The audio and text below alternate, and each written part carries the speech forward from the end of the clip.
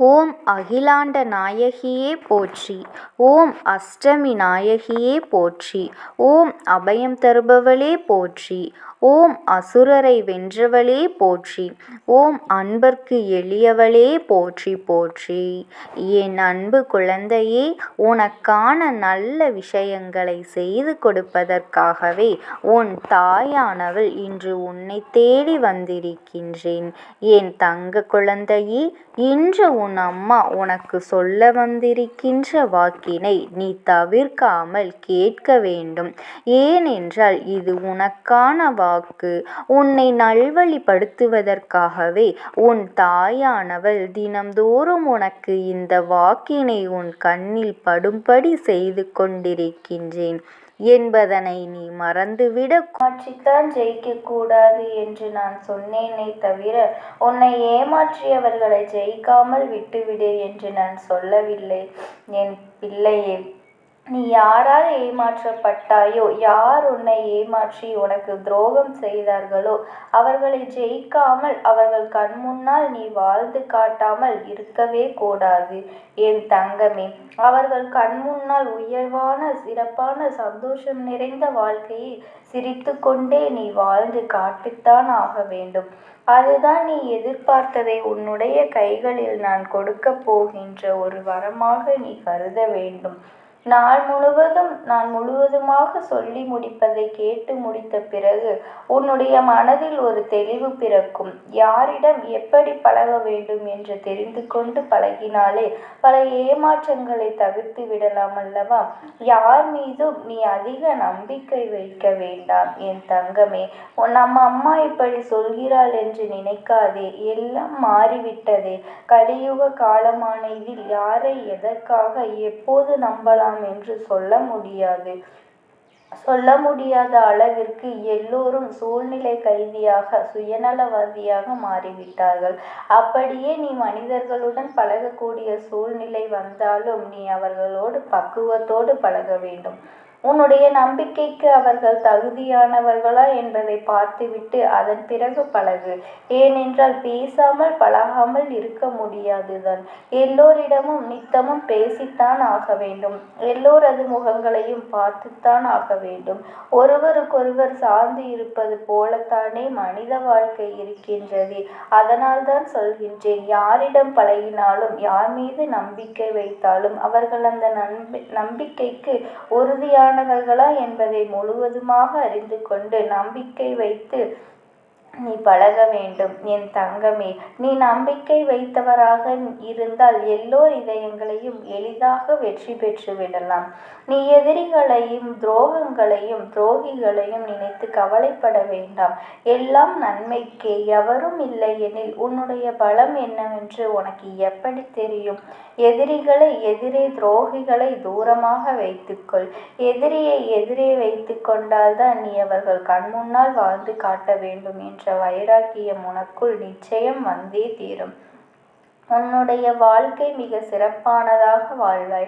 எதையும் பேசும் முன்பு கவனமாக மனதிற்குள் யோசித்து கொண்டே பேசுவதற்காக வருத்தப்படுவதால் பலனில்லை தானே. உன்னுடைய வாழ்க்கையில் நடக்கும் ஒவ்வொரு சம்பவங்களும் நித்தமும் ஏதாவது ஒரு பாடத்தை உனக்கு கற்றுக் கொடுத்து கொண்டுதான் இருக்கின்றது. ஆனால் அதை மறக்காமல் மனதிற்குள் பதிய வைத்துக் கொள்வதுதான் உன்னுடைய வேலை.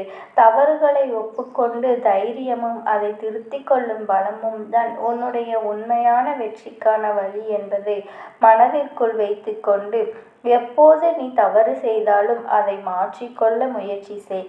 எல்லோருக்கும் எல்லாமே கிடைக்கும் என்று எதுவும் எழுதப்படவில்லை.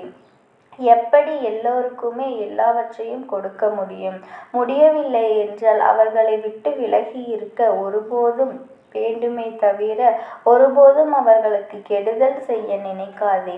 வாழ்க்கை பயணத்தில் நித்தமும் சிறப்பாக கற்றுக்கொண்டு அடுத்தடுத்து உன்னுடைய வாழ்க்கையை மேலெடுத்து செல்ல பழகி உனக்கு மிக நெருக்கமானவர்களுக்கு மட்டும்தானே உன்னை பற்றி தெரியும். என் அன்பு குழந்தையே, கவனமாக கேள். உனக்கு மிக நெருக்கமானவர்களுக்கு மட்டும்தானே உன்னை பற்றி தெரியும். உன்னை எங்கே அடித்தால் வலிக்கும், உன்னுடைய பலவீனம் என்ன என்று அவர்களுக்குத்தான் தெரியும். ஆகையால் நெருக்கமாக இருக்கும் மனிதர்களோடு மிகவும் கவனமாக பழகு. எல்லாவற்றையும் எல்லோரிடத்திலும் சொல்ல வேண்டாம். எப்பொழுதுமே தினமும் காலையில் வந்து பிரகாசித்துக் கொண்டே இருப்பதற்கு இந்த வாழ்க்கை நிலவை போன்றது தான். அதில் வளர்பிறையும் இருக்கும், தேய்பிறையும் இருக்கும். ஒரு நாள் அஸ்தமித்து போகும். எல்லாவற்றையும் கடந்து அனுபவித்து வாழ்ந்துதானே ஆக வேண்டும். பேசுவதைப் போல ஒரு திறமை என்றால் பேசாமல் இருப்பது பெரிய திறமை என்று உனக்கு தெரியுமா? எப்போதும் பேசிக்கொண்டே இருப்பதை விட ஒரு நாள் பேசாமல் தான் இருந்து பாரேன். பல அற்புதங்கள் உன்னுடைய கண்முன்னே நிகழ்வதை உன்னால் உணர முடியும்.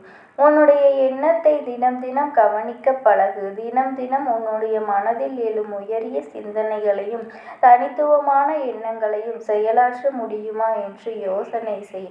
உன்னுடைய எண்ணமும் உயரிய குணங்களும் தான் உன்னுடைய சொல்லையும் செயலையும் உருவாக்குகின்றது என்பதை உணர்ந்து கொண்டே அதற்கு ஏற்றாற் போல உயரிய விஷயங்களை நினைக்க பழகும்.